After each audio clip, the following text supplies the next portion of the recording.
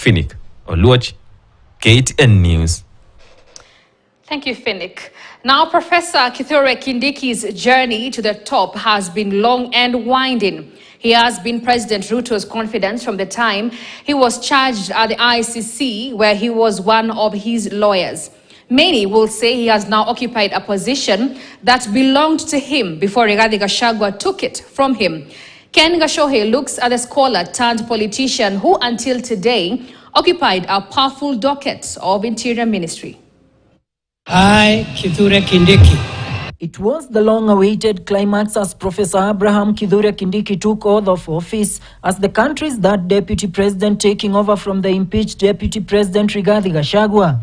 As his political star shines brighter, his journey in politics has been full of ups and downs. Before joining politics, Kindiki served as a lecturer of law at Moi and University of Nairobi and once served as a secretary for national cohesion in the late President Moi Kibaki's administration.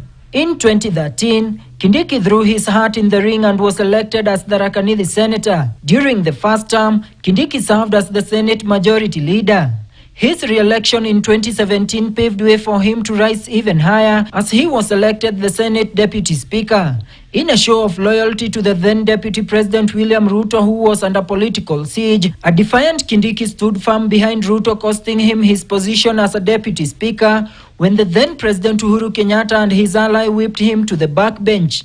In the run-up to the 2022 general election, Professor Kindiki and Gachagua jostled to become Ruto's running mate, with Gachagua carrying the day.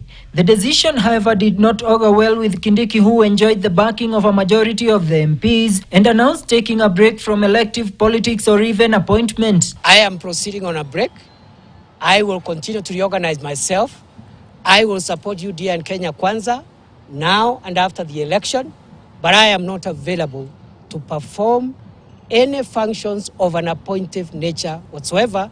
He, however, softened his stance and took up the role of Interior Minister in Ruto's government, a role that has been a hot seat for him. Among his major tasks was silencing the guns in the volatile Kerio Valley, which he achieved to a great extent alongside modernization of police infrastructure and equipment. However, he was placed on the spotlight at the height of the June Gen Z protests against the government, where a section of Kenyans and civil societies wanted him to take responsibility for the deaths of dozens of youths killed by police during the protests. With the growing pressure, President William Ruto in July this year fired the entire cabinet, including Kindiki.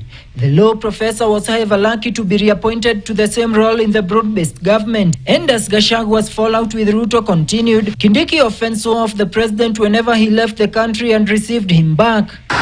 Following Gachagua's impeachment by Parliament, the president appointed Kindiki to deputize him, paving way for him to take up a role he had narrowly missed 2 years ago. And with his swearing in that has placed him at the center of politics, all eyes are now on the man who also served as Ruto's lawyer during his case at the ICC. Ken Gashohe, KTN News.